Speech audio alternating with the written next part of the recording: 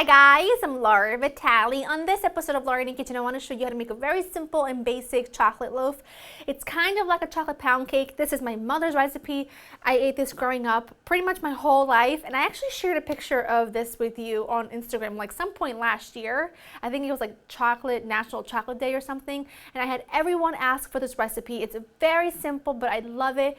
I absolutely love it to death, and I think you'll like it too because, like I said, it's very basic, but everyone needs a good regular pound cake and chocolate pound cake in your stash of recipes, and then you can just play the flavors a million ways. The ingredients are not very many. You need unsweetened cocoa powder. You need all-purpose flour, salt. Now, I use vanillina and pan di angeli. This is like Italian baking powder and Italian vanilla. If you don't have it, it's fine. Just use regular vanilla extract and a couple teaspoons of baking powder. But I do it as my mama does.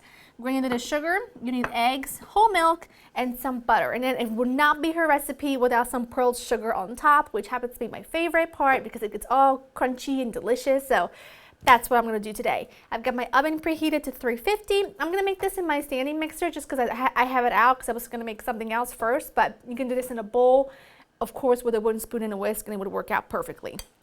Okay, in my little mixer here, it's actually not that little at all.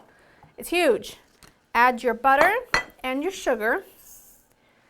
Bring that up and let that mix until it's incorporated. And in the meantime, I'm just going to take a spoon and just mix together my dry ingredients because I want them to be fairly well combined. Add in your eggs and give those a chance to get combined as well. You want a really smooth batter. You don't really want a lot of lumps, but at the same time, you know, this is the point where you can overmix it, but once you add your dry ingredients, you don't want to overmix it, otherwise your chocolate loaf won't be, it'll just get too tough because you'll develop too much gluten.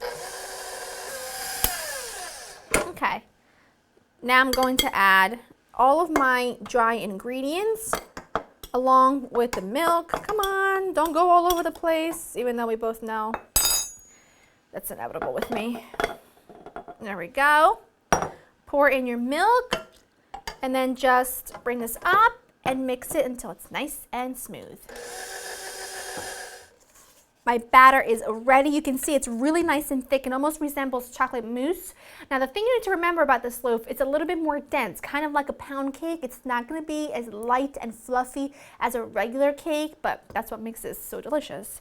And now I'm just going to pour the, oh, I got to show you the best thing, by the way.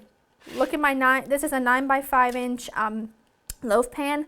I lined it with parchment paper that I purchased pre-cut because I'm sick of it. And then I sprayed it with a little nonstick spray. That has to be the best invention ever since sliced white bread because I don't have to worry about making sure I cut it to fit because it's like something I really struggle with, and I'm so excited. I'm just going to pour this right in. Oh, it looks gorgeous, and this smells so good. The Italian vanillina with the chocolate is like the best marriage of flavors ever. Just get it nice and even.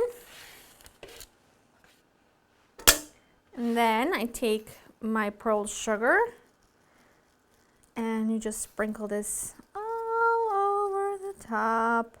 And this makes a really lovely crunchy topping. When I was little, this was a lot of times like in Italy we celebrate like your name day, like, you know, St. Laura, something like that. And a lot of times this is what I would request for my dessert if we were celebrating. And if she made it and I come home from school before lunch, I pick off all the crispy parts on top, and she'd get so frustrated because like, your aunts haven't come over yet. I can't take a picture because the cake is missing, like it's missing the top. But hey, it's my birthday, it's my celebration. I'll eat the cake however I want to.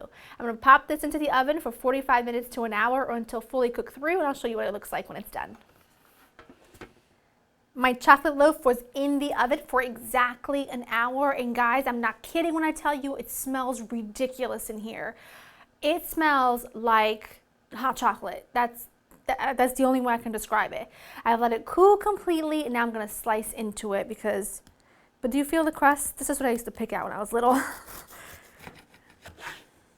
Oh, look at that.